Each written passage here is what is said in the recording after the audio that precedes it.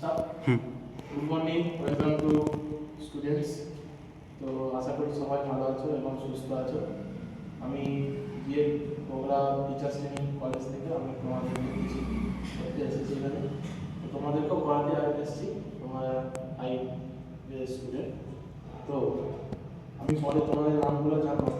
আজকে যে টপিকটা পড়াবো সেটি হচ্ছে বাংলা ব্যাকরণের কারণ। আমি হচ্ছি বাংলা টিচার।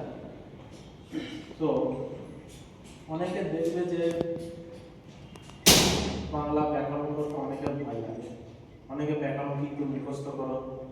তো মুখস্থ করলে কিন্তু তোমরা ব্যাকরণ শিখতে পারবে না, কারণ যদি ব্যাকরণ যদি তোমরা না বুঝো তাহলে কিন্তু তোমরা ব্যাকরণ পরীক্ষাগারে কিন্তু ব্যাকরণ কিন্তু ভুল হবে। সেই জন্য আমি তোমাদের ব্যাকরণে কিছু টপিক আমি পড়াবো। আজকে পড়াবো হচ্ছে কারক। ঠিক আছে, তোমরা খাতায় হেডিং দাও কারক।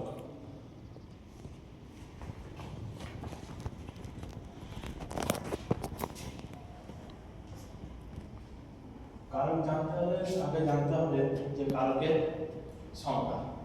তা কারকের ব্যুৎপত্তিগত অর্থ কি? ক্রি যুক্ত অ সমান হচ্ছে কারক।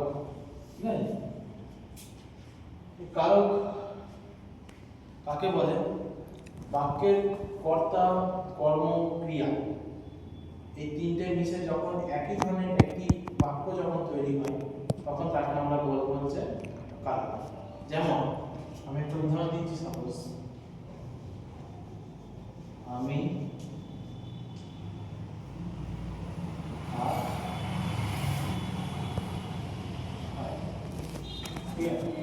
আমিটা কি? হচ্ছে কর্তৃক কারক, আত্মা হচ্ছে কর্ম, আয়টা হচ্ছে ক্রিয়া। তাই বাক্যের কর্তা, কর্ম, ক্রিয়া এই তিনটে যখন একসাথে মিলিত হচ্ছে তখন আমরা তাকে বলি হচ্ছে কারক। সাপোজ এবার হচ্ছে কারকের শ্রেণী। কারককে টোটাল 6টা ভাগে ভাগ করা হচ্ছে। এক হচ্ছে কর্তৃক, 2 কর্ম, খাতায় কিন্তু লেখো তোমরা, 4 কর্ম, আচ্ছা নিমিত্ত,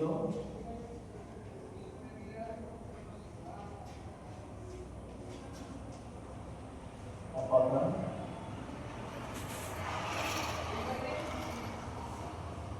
আচ্ছা অধিকার।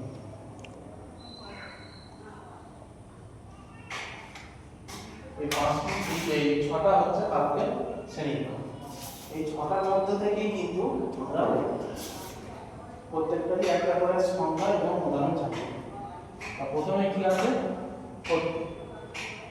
কর্তৃকারক হচ্ছে যে ক্রিয়া, যে কারকের ক্রিয়াকে সবসময় বাক্যের কর্তাটাকে বোঝায়, তাকে আমরা বলবো হচ্ছে কর্তৃকারক। যেমন কে দিয়ে কাউকে প্রশ্ন করলে যখন কর্তাটাকে প্রাধান্য পাচ্ছে, যেমন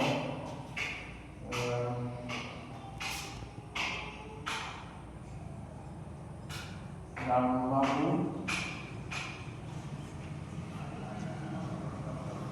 ছাত্রদের বাংলা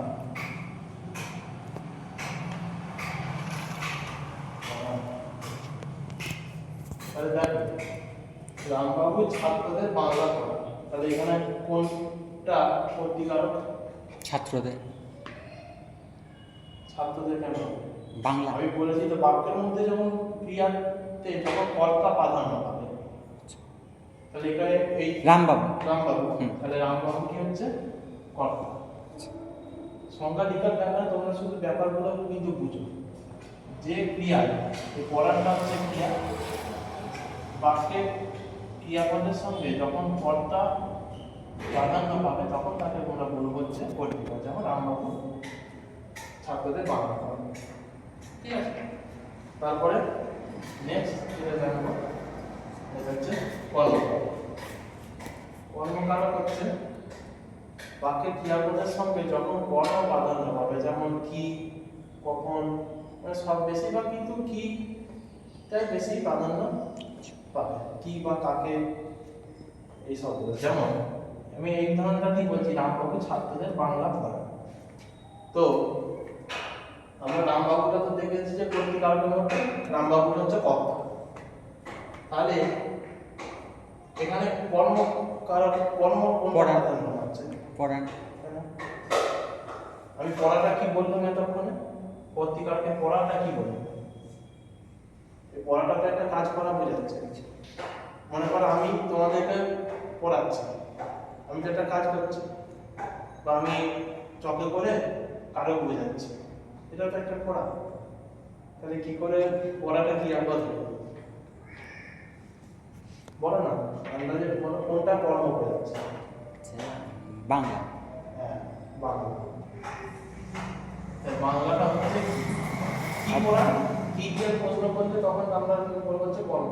আর পড়ানটা কি তাহলে? পড়াটা কি আমরা?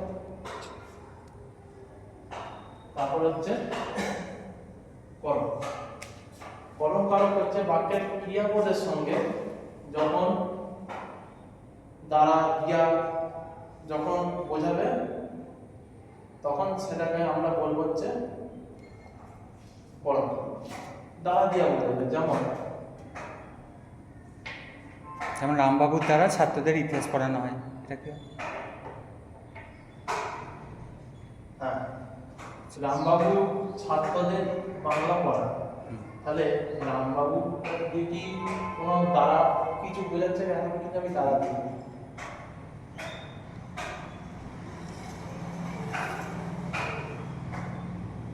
আমি অন্য একটা উদাহরণ দিচ্ছি।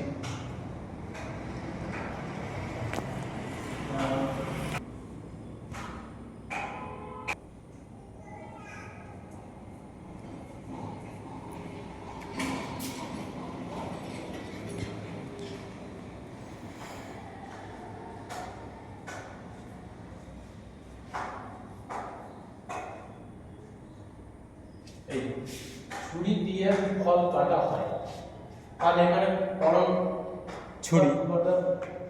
ছুরি দিয়ে। ছুরি কেন? কি দিয়ে তো কোশ্চেন। না, আমি কি বলবো যে যে ক্রিয়াপদে যখন দ্বারা দিয়া প্রাধান্য পায়, দ্বারা দিয়া বোঝাবে, তাহলে এই কারকটা এই বাক্যটার মধ্যে কোনটা কর্ম কারক? দ্বারা দিয়া বোঝাবে। ফল কাটা। ফলটা তো কর্ম কারক। কি দিয়ে বলবেন যে? আরে দিয়ে, দিয়েটা তো কর্ম, কারণ কি দিয়ে ফল করছে? ছুরি দিয়ে। এমনি এমনি তো কেউ তো ফল কাটতে পারে, কোনো একটা যন্ত্র দিয়ে তো ফল কাটছে। তাহলে আমরা এটাকে কি বলবো হচ্ছে দিয়ে। ছুরি দিয়ে ফল করছে, যখন দ্বারা দিয়া বোঝাবে তখন তাকে বলা হয় কর্ম। দ্বারা ঠিক আছে, এবার নিমিত্ত রকম।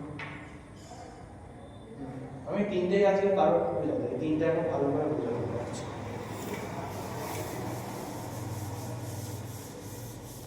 হয়ে গেছে।